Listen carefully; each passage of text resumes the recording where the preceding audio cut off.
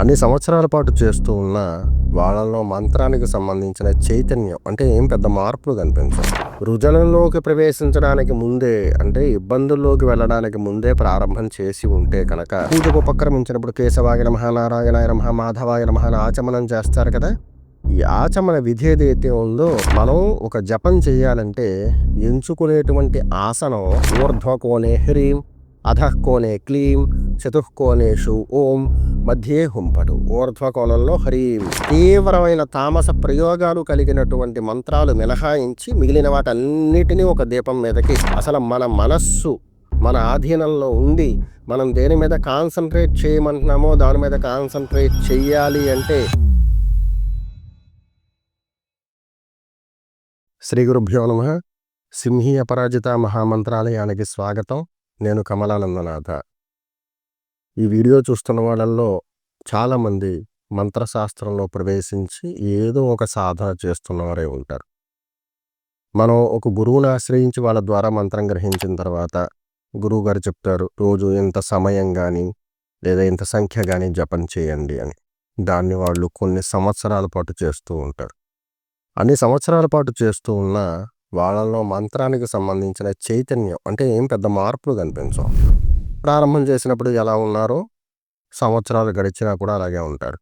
దీంతో ఒక అనుమానం కలుగుతుంది, అసలు మనం ఎంచుకున్న మంత్రం సరైందేనా, లేదా మనకి సరిగ్గానే చెప్పారా, మనం ప్రేరణ సరిగ్గానే చేస్తున్నావా దాని సాధన, ఇలాంటి అనుమానాలు కలుగుతూ ఉంటాయి. ఈ అనుమానాన్ని నివృత్తి చేయడానికి మీరు ఏ గురువుగారిని ఆశ్రయించి ఏ మంత్రాన్ని గ్రహించినా కూడా ఇప్పుడు నేను చెప్తున్న పద్ధతిలో కనుక మీరు జప విధానాన్ని కొనసాగిస్తే కనుక త్వరితమైన ఫలితం, వెంటనే కాదు కాస్త సుమారుగా మీరు గతంలో పొందనటువంటి సాధన అనుభవాలన్నీ కూడా ఈ యొక్క క్రమంలో లభిస్తాయి.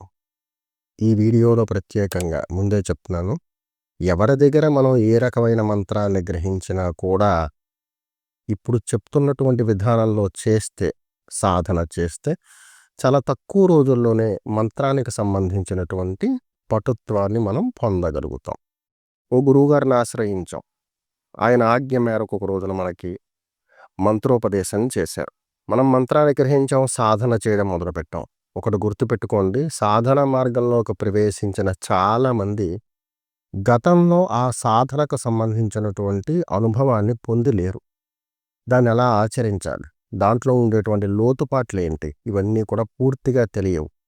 మనం ఉన్న పరిస్థితిని బట్టి చాలా కష్టాల్లో ఉన్నాం కదా, దీని నుంచి బయటికి రావాలి, మనం మానవ ప్రయత్నం చేస్తున్నాం, ఎంత చేస్తున్నా కానీ ఇంకా కూరుకుపోతున్నాం. ఇలాంటి సందర్భంలో గురువు గారు మంత్రం ఇటువంటివి నమ్మడంలో తప్పు లేదని చెప్పేసి కొంతమంది గురువులను ఆశ్రయించి వాళ్ళ ద్వారా మంత్రగ్రహణ చేస్తారు. వాస్తవంగా చెప్పాలంటే మంత్రగ్రహణ అనేది, సాధన ప్రేరణ అనేది రుజనంలోకి ప్రవేశించడానికి ముందే అంటే ఇబ్బందుల్లోకి వెళ్ళడానికి ముందే ప్రారంభం చేసి ఉంటే కనుక దానివల్ల మంచి ఫలితం వస్తుంది. ఒక వ్యక్తికి దీర్ఘకాలికమైన తీవ్రమైన రోగం వచ్చింది, వాడు రోగం వచ్చిన తర్వాత వ్యాయామం చేయడం మొదలుపెట్టడం సరైన పద్ధతి కాదు. ముందు నుంచి రోగం రాకూడదని వ్యాయామం చేస్తూ ఉంటే ఆ రోగ తీవ్రత తక్కువగా ఉండి ఉండొచ్చు, వాడిని అంత బాధించకుండా ఉండి ఉండొచ్చు. రోగం రాదని నేను చెప్పట్లేదు, కాకపోతే దాని తీవ్రత ఆ స్థాయిలో ఉండదు. ఎందుకంటే వీడు రోజు వ్యాయామం చేస్తున్నాడు కాబట్టి. సాధన మార్గంలో ఉన్న వాళ్ళైనా ఓ మంత్రాన్ని ఎంచుకుని జపం చేస్తూ ఉంటే కష్టం రాదని కాదు, వస్తాయి. కాకపోతే 100 రూపాయలు అనుభవించాల్సిందని 10 రూపాయలకి పరిమితం చేస్తుందన్నమాట. ఆ కష్టకాలం ఏదైతే ఉందో దాని తీవ్రతను తగ్గిస్తూ ఉంటుంది. అయితే ముందు నుంచి ఎవరైతే మనం సమస్యల్లోకి వెళ్ళడానికి ముందు నుంచి సాధన మార్గంలో ఉన్న వాళ్ళు ఉంటారో వాళ్ళకి దీని తీవ్రత ఇంకా తక్కువగా ఉంటుందన్నమాట. కాబట్టి మంత్రశాస్త్రంలో సాధన చేసేటువంటి వారు ఓ గురువుగారిని ఎంచుకుని మంత్రగ్రహణ చేసిన తర్వాత ఇంటికి కానీ క్షేత్రానికి కానీ పరిమితమై కొంత ప్రేరణ చేస్తూ ఉంటారు, ఆ మంత్రాన్ని తీవ్రంగా జపం చేస్తూ ఉంటారు. అటువంటి వాడు పాటించాల్సినటువంటి ముఖ్యమైన సమాచారాన్ని ఈరోజు తెలియజేస్తాను. ఏ మంత్రానికైనా సరే మంత్రశాస్త్రంలో ఆమ్నాయం లగాయతు ఏ మంత్రాన్ని గ్రహించిన, ఆమ్నాయంలో ఉన్న మంత్రాలు కావచ్చు, శాబరి మంత్రాలు కావచ్చు, ఏవైనప్పటికీ కూడా తత్వాచమనం అనేది తప్పనిసరిగా చేయాలి. చాలామంది పూజకు ఉపక్రమించినప్పుడు కేశవాయ నమః, నారాయణాయ నమః, మాధవాయ నమః అని ఆచమనం చేస్తారు కదా. ఈ ఆచమన విధి ఏదైతే ఉందో అది వైదిక పరమైంది. మీ ఇంట్లో సత్యనావర్తనం చేసుకుంటున్నారా? మీ ఇంట్లో పెళ్లి కార్యక్రమాలు ఉన్నాయా? గృహప్రవేశమా? లేదా రోజువారీ ఇంట్లో పూజ, సాధారణమైన పూజ మీరు కేశవాది నామాలతో ఆచమనం చేసుకోవచ్చు. కానీ మంత్రశాస్త్రంలో ఏ మంత్రాన్ని గ్రహించినా కూడా ఖచ్చితంగా తత్వాచమనం చెయ్యాలి. తత్వాచమనం మామూలు ఆచమనానికి కొంచెం భిన్నంగా ఉంటుంది. మనం సాధారణంగా చేసే ఆచమనంలో 3 సార్లు నీళ్లు తాగుతాం. తత్వాచమనంలో 4 సార్లు గ్రహించాలి. తర్వాత హస్తం ప్రక్షాళన. చేతులు కడుక్కోమంటే అందరూ ఏం చేస్తారు? చేతిలో నీళ్లు పోసుకొని కడిగేసుకుంటారు. అసలు మనం ఆచమనం చేసినప్పుడు మన పెదవి ఎక్కడ తగులుతోంది? ఇప్పుడు పెదవి తగలడం వల్ల అశౌచం ఏదైతే ఉందో దానిని తొలగించుకోవడానికి, ఆ అంటుని తొలగించుకోవడానికి చేయి కడుక్కోమన్నాడు. మనం ఆచమనం చేసేటప్పుడు ఈ భాగం నుంచి గ్రహిస్తాం. అంటే ఇక్కడ పెదవులు తగులుతాయి. అప్పుడు మనం శుద్ధి చేసుకోవాల్సిన ఈ ప్రదేశాన్ని కదా! 3 సార్లు తాగేసిన తర్వాత 4ఓసారి వేళ్ల మీద నీళ్లు పోసుకొని విడిచిపెడితే ఇది శుద్ధి ఎలా అవుతుంది? అందుచేతను మనం తత్వాచమనం చేసిన తర్వాత హస్త ప్రక్షాళన ఈ భాగం నుంచి నీళ్లు పోసుకుంటూ పైనుంచి చేకడుక్కోవాలి. ఆచమన పాత్ర, దైవ పాత్ర ఖచ్చితంగా వేరుగా ఉండాలి. మనం నీళ్లు తాగినటువంటి పాత్రలో నీళ్లు ఉంటాయి కదా, ఇవి ఉచ్ఛిష్టం. మనం ఆల్రెడీ తాగేసాం కాబట్టి దాన్ని దేవుడి మీద చల్లడం, ఆ నీళ్లు చల్లి నైవేద్యం పెట్టడం ఇలాంటివి పనికిరావు. ఖచ్చితంగా దానికోసం ఇంకో పాత్ర ఉండాలి. దాన్నే దైవ పాత్ర అంటారు. దైవ పాత్రలో నీళ్లు వినియోగ, కరిష్కే ఇలాంటి శబ్దాలు చెప్పినప్పుడు, లేదా అల్లం మృద్వేదత్వాత్మిక ఏ దీపస్వరూపిణి దుర్గాంబ ఏ నమః గంధం కల్పయామి అన్నప్పుడు నీళ్లు విడిచిపెట్టండి, గంధం లేకపోతే అని చెప్తారు కదా. అప్పుడు ఈ దైవ పాత్రలో నీళ్లు మాత్రమే తీర్థ పాత్రలో విడిచిపెట్టాలి. హస్త ప్రక్షాళన కోసం ఒక పాత్ర ఉంటుంది. పూర్వం నుంచి దానికి ఒక పేరుంది, హరివేలం అని. ఇప్పటికి కూడా అదే శబ్దాన్ని కొనసాగిస్తూ ఉన్నారు, హరివేలం. మనం ఆచమనం చేసిన తర్వాత చేతిలో నీళ్లు పోసుకుని కడుక్కునేటువంటి పాత్ర ఏదైతే ఉంటుందో అది హరివేలం. ఈ హరివేలానికి, తీర్థ పాత్రకి, దైవ పాత్రకి, ఆచమన పాత్రకి ఈ సైంజెస్లో భేదం ఉండాలి. దేనికోసం వాడుతున్నామో ఖచ్చితంగా మళ్ళీ దానికే ఉపయోగించాలి. ఆచమన పాత్ర ఎప్పుడు ఆచమనానికే వాడాలి. దైవ పాత్ర దేవుడికి సంబంధించిన కార్యాలు వినియోగానికి మాత్రమే ఉపయోగించాలి. ఇది ప్రారంభంలో ఆచమనానికి సంబంధించింది. మనం కూర్చుంటున్నాం, ఎవరికి నచ్చిన ఆసనం వాళ్ళు వేసుకుంటారు. అంటే కొంతమంది కూర్మాసనం, కొంతమంది దర్భాసనం, కొంతమంది చిత్రాసనం, కొంతమంది ఇంకా విచిత్రమైన ఆసనాలు చాలా వచ్చాయి ఈ మధ్యకాలంలో, అలాంటివన్నీ వాడుతూ ఉన్నారు. అసలు వాస్తవంగా మనం ఒక జపం చేయాలంటే ఎంచుకునేటువంటి ఆసనం మన శరీరం నేలకి తగలకుండా ఉండేలా ప్రొటెక్ట్ చేయగలిగేదే ఉండాలి. అది ఏ ఆసనాన్నైనా ఉపయోగించుకోవచ్చు. చివరికి గొంగళి వేసుకుని కూడా జపం చేయొచ్చు. ఇక కూర్చునేటువంటి వ్యక్తి ఎంత తీవ్రంగా, ఎంత సమయం జపం చేస్తాడన్న దాని మీద మనం ఏ ఆసనాన్ని ఎంచుకోవాలి అనేది ఆధారపడి ఉంటుంది. తీవ్రమైన జపం చేస్తాడు అంటే కొన్ని గంటల పాటు జపాన్ని కొనసాగిస్తాడు. శరీరం యొక్క బరువంతా కూడా తన పాదాలమే పడిపోతూ ఉంటుంది, కాళ్ళ మీద. ఆ సమయంలో ఎక్కువసేపు కూర్చోవాలంటే కాస్త దళసరిగా ఉండేటువంటి ఆసనాలను ఉపయోగించమంటాడు. అంటే కూర్మాసనంలో కూడా లావుగా ఉండేటువంటి కూర్మాసనం అంటే అది కొంచెం ఎత్తుగా ఉంటుంది, దాని మీద కూర్చుంటే సుఖంగా ఉంటుంది. అందుకే కూర్చునేటువంటి భంగిమ సుఖాసనం అయి ఉండాలి అని చెప్తాడు. మనం ఎలాగైతే సౌకర్యవంతంగా ఎక్కువసేపు కూర్చోగలమో దాన్నే సుఖాసనం అంటారు. దీనికి ఏ సాధనా క్రమంలో ఉన్న వాళ్ళైనా, పురుషులైనా, స్త్రీలైనా, ఏ వయస్కులైనా, అది ఏ రకమైన మంత్రమైనా, దాని లక్షణం ఏదైనా కూర్మాసనం ఉపయోగించడం చాలా శ్రేయోదాయకం. ఇక కూర్మాసన యంత్రం అని ఒకటి ఉంటుంది. కూర్మాసన యంత్రం అంటే మనం రోజువారీ కొంత జపాన్ని చేస్తాం. ఈ జపాన్ని మనం కింద వేసుకున్నటువంటి కూర్మాసనం సేవ్ చేయదు. అంటే అప్పటిదాకా మనం ఏ తీవ్రమైనటువంటి కండిషన్కి వెళ్ళినా దాన్ని సేవ్ చేయదన్నమాట. ఇలా సేవ్ చేయడానికి కూర్మాసన యంత్రము అని కాపర్తో చేసి ఉంటుంది. మామూలుగా సాధనా క్రమంలో ఉన్నటువంటి వ్యక్తి ప్రతిరోజు కూడా కూర్మాసనానికి పూజ చేస్తూ ఉంటాడు. ఊర్ధ్వకోణే హ్రీం, అధఃకోణే క్లీం, చతుఃకోణేషు ఓం, మధ్యే హుంపటు. ఊర్ధ్వకోణంలో హ్రీం, పై భాగంలో ఈ తాబేలు యొక్క తలకాయ ఉంటుంది కదా, అక్కడ హ్రీం అనేటువంటి శబ్దాన్ని, ఆ బీజాన్ని రాయాలి గంధంతో.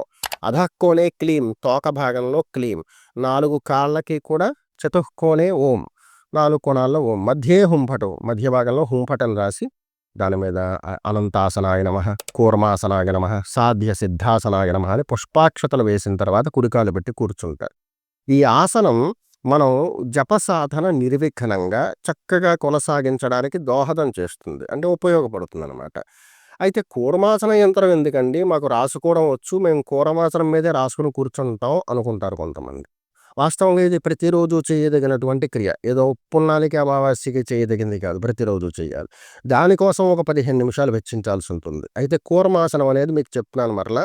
మనం గతంలో చేసిన తీవ్రమైన సాధన ఏదైతే ఉంటుందో దానికి సంబంధించిన పటుత్వాన్ని సేవ్ చేయదు. అది కేవలం ప్రేరణనిస్తుంది. జపాన్ని కొనసాగించేలా చేస్తుంది. కూర్మాసన యంత్రం అని కాపరదుంటుంది. అది మూలాధారం కింద పెట్టి కూర్చోవాలి. కూర్మాసనం కింద వేసుకుని దాని మీద కూర్మాసన యంత్రాన్ని పెట్టుకుని పుష్పాక్షతలు వేసి మన మూలాధారం కాపర రేఖ మీద ఉండేలా కూర్చోవాలి. కూర్చుని మనం జప సాధన చేయొచ్చు. దానివల్ల మనం గతంలో ఏ స్థాయికైతే వెళ్ళామో ఆ స్థాయి ప్రేరణకి త్వరితంగా మనం చేరడానికి కావలసినటువంటి పటుత్వాన్ని కూర్మాసన యంత్రం గతంలో సేవ్ చేసుకుని మరలా మనం వినియోగించే సమయానికి మనకు అందిస్తూ ఉంటుంది. ఇదొక్కటే గ్రహించండి. కూర్మాసనం అనేది ప్రతిరోజు మనం చక్కగా దాని మీద పుష్పాక్షతలు వేసి ఈ 4 కోణాలలో పైన ఊర్ధ్వ కోణం, అధః కోణంలో బీజాలు రాసి, మధ్య భాగంలో బీజాలు రాసి పూజించి కూర్చోదగింది. కూర్మాసన యంత్రమే కూడా అలా చేయొచ్చు. కూర్మ యంత్రం మనం గతంలో చేసినటువంటి జపం తాలూకా దేనిని కూడా సేవ్ చేయదు. కూర్మాసన యంత్రం సేవ్ చేస్తుంది. ఏ సాధన మార్గంలో ఉన్న వాళ్ళైనా కూర్మాసన యంత్రాన్ని చక్కగా ఉపయోగించుకోవచ్చు. ఇది కాపరతో చేసిందే ఉండాలి. మూలాధారం కింద పెట్టుకుని జప సాధన కొనసాగించాలి. నేను ఆచమన విధి గురించి చెప్పాను. తర్వాత కూర్చునే విధానం గురించి చెప్పాను. ఏ దేవీ దేవతల యొక్క ప్రేరణ అయినా చక్కగా కొనసాగాలి. మనం 5 మంత్రాలు చెప్పుకున్నాం. ఈ 5 మంత్రాలని ఉద్ధరించడానికి 5 రకాల దేవీ దేవతల పటాలు ఇంట్లో పెట్టకూడదు. అలా పెడుతూ వెళ్ళామనుకోండి, మన మంత్రాలు ఎన్ని ఉన్నాయో అన్ని దేవతల పటాలు పెట్టడానికి మన దేవత అర్చన సరిపోదన్నమాట. అందుచేతను మనం సాధన చేసేటప్పుడు ఈ దేవీ దేవతలని, ఆ శక్తులను ఆహ్వానించడానికి దీపస్వరూపం సర్వోత్తమం అని చెప్తాడు. అగ్ని అంటులేనిది. ఇక దీపస్వరూపంగా చేసేటువంటి ఆవాహన చాలా ప్రభావవంతమైంది. అందుచేతను మనం ఎంచుకున్న ఏ మంత్రాన్నైనా సరే దీపస్వరూపంగా ఆహ్వానపరిచి గంధము, పుష్పాక్షతలతో పూజించి దానికి నివేదన చేసి దానిని ఆ స్వరూపంగా భావించి, నేను గణపతి జపం చేస్తున్నాను, గణపతిని దీపం మీద ఆహ్వానపరిచాను. దీపస్వరూప మహాగణపతగే నమః లం పృథ్వీతత్వాత్మనే గంధం సమర్పయామి. అలాగనమాట. గంధ, పుష్పాక్షత, ధూపదీప నైవేద్యాలన్నీ కూడా దీపాలు పొసగచ్చు. ఇందులో 2 పద్ధతులు ఉన్నాయి నివేదనలో. సాక్షాత్ దీపస్వరూపంగా భావించినప్పుడు దీపానికి పెట్టేటువంటి నైవేద్యంలో నెయ్యిని ఉపయోగిస్తారు. నెయ్యి అంటే మనం అక్కడ ఆ దీపాన్ని వెలిగించడానికి తైలం ఉపయోగించామా, నెయ్యి ఉపయోగించామా అన్న దాని మీద. నివేదనలో కూడా మనం గణపతికి బెల్లం నైవేద్యం పెడదాం అనుకున్నాం. బెల్లంతో పాటుగా అదనంగా ఆ దీపాన్ని వెలిగించడానికి ఏదైతే తైలాన్ని కానీ నెయ్యిని కానీ వారేమో దాన్ని కూడా నివేదన చేస్తారు. నివేదన అయిన తర్వాత ఈ నెయ్యి లేదా నూనెని అందులో కొంచెం కొంచెంగా వడ్డిస్తూ ఉంటారు. 3-4 గంటలు సాధన చేసేటువంటి వారు దీపం వెలిగించిన తర్వాత బహుశా వాళ్ళ జపం అంతా కూడా పూర్తయ్యేదాకా ఈ దీపం వెలుగుతూ ఉండకపోవచ్చు. అప్పుడు వీరు నివేదన చేసినటువంటి పదార్థాన్ని దానికి సమర్పణ చేస్తూ జపాన్ని కొనసాగిస్తూ ఉంటారు. అర్థమైంది కదా. ఏ దేవీ దేవతల యొక్క ప్రేరణ మనం చేసినా ఖచ్చితంగా దానికోసం ప్రత్యేకంగా విగ్రహాలు, పటాలు, ఇత్యాదులు, యంత్రాలు అన్నీ పెట్టక్కర్లేదు. ప్రధానంగా ఓ మంత్రాన్ని ఎంచుకున్నాం, దానికోసం కావాలంటే చక్కగా యంత్రాన్ని పెట్టుకుని పూజ చేసుకోవచ్చు. కానీ 4-5 మంత్రాలు ఉన్నాయి. వీళ్ళందరికీ విగ్రహాలు, దాన్ని శుద్ధిపరచడం, రోజు పూజ చేయడం, ఇవన్నీ కూడా ఎక్కువ సమయాన్ని తీసుకుంటాయి. అలా కాకుండా దీపస్వరూపంగా మనం దేవతాహ్వానం చేయొచ్చు. ఇక్కడ ఇంకో సందేహం రావచ్చు. నేను 4 మంత్రాలు గ్రహించాను. మహాగణపతి, బాల, సుబ్రహ్మణ్యం, చండి. ఈ 4 మంత్రాలకి 4 దీపాలు పెట్టి 4టికి పూజ చేసి నేను జపాన్ని నిర్వర్తించాలా, లేదా ఒకే దీపం మీద జపం చేయొచ్చా, అంటే పూజ చేసి ఆహ్వానం చేయొచ్చా? మీరు ఎంచుకున్నటువంటి మంత్రాలు ఇప్పుడు పూర్వ విద్యాక్రమం, ఉత్తర విద్యాక్రమం ఉంటాయి కదా, వాటి లక్షణాలని బట్టి ఆ మంత్రాలన్నీ కూడా ఒకే సంప్రదాయాలకి చెందినవైతే కనుక, ఒకే గురువు దగ్గర అభ్యసించినవైతే కనుక, తీవ్రమైన తామస ప్రయోగాలు కలిగినటువంటి మంత్రాలు మినహాయించి మిగిలిన వాటన్నిటినీ ఒక దీపం మీదకి మనం ఆహ్వానపరిచి ఒకదాని తర్వాత ఒకటి, అందరినీ ఒక్కసారి కాదు, వాళ్ళని ఉద్ధరించిన తర్వాత ఇంకొకళ్ళని ఆహ్వానపరచాలి ఆ దీపం మీదకి. అలాగా మనం గ్రహించినటువంటి ప్రతి మంత్రాన్ని కూడా దాని మీదకి ఆహ్వానపరిచి చక్కగా నిర్వర్తించవచ్చు జప విధులు. దానికోసం ప్రత్యేకంగా 4కి 4 విగ్రహాలు పెట్టుకోక్కర్లేదు. ఇది దీప విధానం. ఈ రకంగా ఆహ్వానపరిచి దీపాన్ని చూస్తూ శ్రద్ధగా జపం చేస్తే కనుక మంచి ఫలితం ఉంటుంది. తర్వాత మనం జపం చేయడానికి ఉపయోగించేటువంటి మాలలు, మనం ఎంచుకున్నది ఆమనాయ ప్రోక్తం. మహాగణపతి, బాల, సుబ్రహ్మణ్యం ఇలాంటి ఏ విద్య అయినా సరే, చండి, శూలిని, దుర్గ, మహావిద్యాక్రమాలు, వీటిల్లో దేనికైనా రుద్రాక్షమాల ఉపయోగించవచ్చు. రుద్రాక్షమాల ఖచ్చితమైనటువంటి ఫలితాన్ని ఇవ్వాలంటే కంఠమాలతో సహితంగా జపమాల. అంటే మనం మెడలో ధరించేటువంటి మాల, దాంతో పాటు అదనంగా మనం జపం చేసేటువంటి మాల. ఈ రెండిటిని ఏకకాలంలో సంస్కారం చేసినవైతే కనుక మంచి ప్రభావాన్ని కలిగి ఉంటాయి. అంటే మనం జపం చేస్తూ ఉంటాం గదా! ఈ జపానికి ఉపయోగించేటువంటి జపమాల. మన మెడలో ధరించినటువంటి ధారణామాల.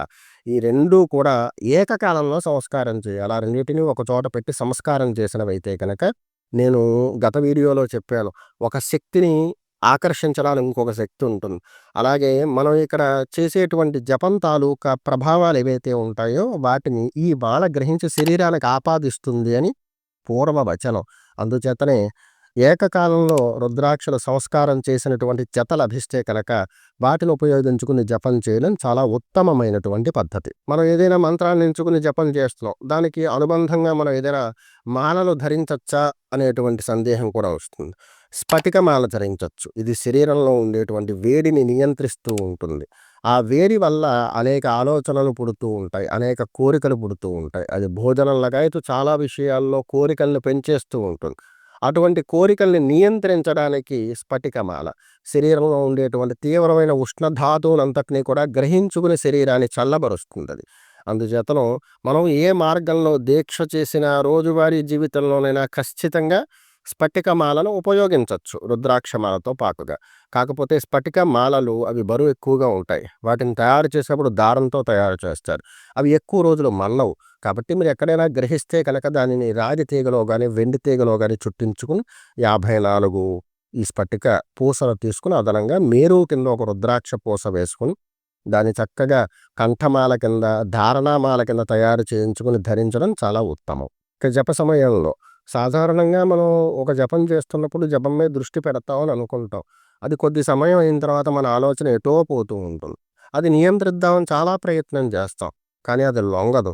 మనం ఇక్కడ కూర్చున్నప్పుడు మన కుటుంబానికి సంబంధించి లేదా మన పరిస్థితికి సంబంధించి మన ఇష్టాలు ఇటువంటివన్నీ గుర్తొస్తూ ఉంటాయి. దానివల్ల జపం సక్రమంగా సాగదు.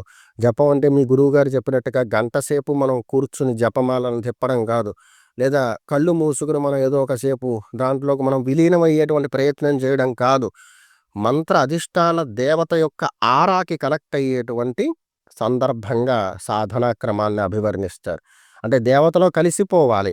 మన తత్వాన్ని తీసుకెళ్ళి దేవత ఆ శక్తిలోకి మనం విలీనం చేసేటువంటి ప్రయత్నం, ఆ తత్వాన్ని శోధించేటువంటి ప్రయత్నం చేయాలి జపం చేసేటప్పుడు. ఇవన్నీ సాధ్యపడటం లేదా? మనం జపం చేస్తున్నప్పుడు తీవ్రమైన ఆలోచనలు వచ్చేయడం, అసలు శ్రద్ధ, కాన్సంట్రేషన్ కుదరకపోతే కనుక ఈ సాధకులు ప్రతిరోజు ఉదయం మరియు సాయంత్రం పొట్ట ఖాళీగా ఉన్న సమయంలో గోరువెచ్చని నీళ్ళల్లో చిటికెడు పసుపు వేసుకోండి. దాన్ని కలిపేసి ఆ నీళ్లు కనీసంగా ఒక మాసం పాటు ప్రతిరోజు తాగొచ్చు. స్త్రీలైనా తాగొచ్చు. వాళ్ళకి నెలసరి సమయం దగ్గరకు వచ్చిన తర్వాత మానేసి తర్వాత కూడా కొనసాగించవచ్చు. దీన్ని ఒక వారం 10 రోజుల పాటు గోరువెచ్చని నీళ్ళల్లో కొంచెం పసుపు వేసుకుని 2 పూట్ల ఉదయం 6 గంటలకి, సాయంత్రం 6 గంటలకి పొట్ట ఖాళీగా ఉన్నప్పుడు గ్రహిస్తే కనుక మన ఆలోచన విధానం ఏదైతే ఉంటుందో అందులో వచ్చేటువంటి తీవ్రతరమైన లక్షణాలను నియంత్రించి ఎంతవరకు మన ఆలోచనని కేంద్రీకృతం చేయొచ్చు అనేది ఈ యొక్క గ్రహణ, ఈ పదార్థాన్ని గ్రహించడం వల్ల మనకు తెలుస్తుంది. దానికి తగ్గట్టుగానే మన సెన్స్ కూడా పనిచేస్తూ ఉంటుంది. కాబట్టి చక్కగా సాధనా క్రమంలో ఉన్నటువంటి వాళ్ళు మనోనిశ్చలత కోసం ప్రతిరోజు 2 సార్లు గోరువెచ్చని నీళ్ళల్లో పసుపు కలుపుకొని తాగండి. ఇక ప్రాణాయామం అసలు మన మనస్సు మన ఆధీనంలో ఉండి మనం దేని మీద కాన్సన్ట్రేట్ చేయమంటున్నామో దాని మీద కాన్సన్ట్రేట్ చెయ్యాలి అంటే మనం ప్రాణాయామం చేయాలి. క్రమంలో ఏం చెప్తాడో తెలుసా? త్రిధవ అంటాడు. అంటే అసలు నీకు టైం లేదు, నువ్వు చేయలేకపోతున్నావు, నీకు కుదరట్లేదు, కనీసం 3 సార్లైనా ప్రాణాయామం చేయవయ్యా అంటాడు. ప్రాణాయామం అంటే కొంతమంది ముక్కు పట్టుకుంటారు, కొంతమంది ఇలా చేయి పెడతారు. ఇవన్నీ భంగిమల కింద పరిగణలోకి వస్తాయి. ఇది ప్రాణాయామం కాదు. బొటన వేలుతో కుడి పక్కన ముక్కు రంధ్రం మూసేయండి. ఇది మిర్రర్ కాబట్టి, కెమెరా కాబట్టి మీకు వేరేలా కనిపించవచ్చు, అందుకే శబ్దంలో చెప్పేస్తున్నాను. కుడి పక్కన ముక్కు రంధ్రాన్ని మూసేసి ఎడమ రంధ్రంలోంచి ఛాతీ నిండేదాకా గాలిని తీసుకోవాలి. అప్పుడు మూల మంత్రాన్ని ఒక్కసారి చెప్పే ప్రయత్నం చేయాలి. తర్వాత ఆ రంధ్రాన్ని కూడా మూసేయాలి. లోపల 2 సార్లు అదే మూల మంత్రాన్ని స్మరించాలి. కుంభకంలో ముందు చేసింది పూరకం, ఇప్పుడు చేస్తున్నది కుంభకం. పూరకానికి డబల్ ఉండాలి కుంభకం. పూరకంతో ఒకసారి మంత్రాన్ని గ్రహిస్తే కుంభకంలో 2 సార్లు మంత్రాన్ని చెప్పాలి. తర్వాత బొటనవేలు తీసేసి కుడి రంధ్రంలోంచి బయటికి గాలిని విడిచిపెట్టాలి. పూరకం, కుంభకం, రేచకం విడిచిపెట్టారు. విడిచిపెట్టేటప్పుడు ఒక్కసారి మూలాన్ని చెప్పాలి. ఇందులో ఆంతర్యం ఏంటో చెప్పనా? మన ఆరా అంటే మన వలయం, మన శరీరానికి సంబంధించినటువంటి పటుత్వం మనకి సవ్యంగా తిరుగుతూ ఉంటుంది. సవ్యాపసవ్యాలు తెలుసు కదా! Clock wise, anti clock wise. అయితే దీనికి ఈ ప్రాణాయామం సహకరిస్తుంది. ఈ సహకారంలో భాగంగా మనం చేసేటువంటి ప్రాణాయామం ఏదైతే ఉంటుందో దానివల్ల మన మనసుని మనం కేంద్రీకృతం చేసుకొని నిశ్చలంగా మనం ఈ జపం మీద శ్రద్ధ పెట్టడానికి కావలసినటువంటి పటుత్వాన్ని అందజేస్తుంది. సాధనా క్రమంలో ఉండి సాధన ఎలా చేయాలి అనేటువంటి అంశాల గురించి మీకు అర్థమయ్యే విధంగా తెలియచెప్పే ప్రయత్నం చేస్తున్నాను. ఇందులో చాలా ఎపిసోడ్స్ ఉంటాయి. ఇంతవరకు ఈ విషయాలు తెలుసుకున్నారు కదా! మరిన్ని విషయాల కోసం ఛానల్‌ని సబ్స్క్రైబ్ చేసి, వీడియోని లైక్ చేసి సపోర్ట్ చేయగలరు. సర్వే జనా సుఖినో భవంతు. మీరు ఎంచుకున్న సాధనా మార్గంలో మిమ్మల్ని ఉన్నతులుగా చూడాలనేటువంటి సింహీ అపరాజిత మహామంత్రాలయం యొక్క లక్ష్యాన్ని సమర్థించగలరు. సర్వే జనా సుఖినో భవంతు. అహం కమలానందనాథ.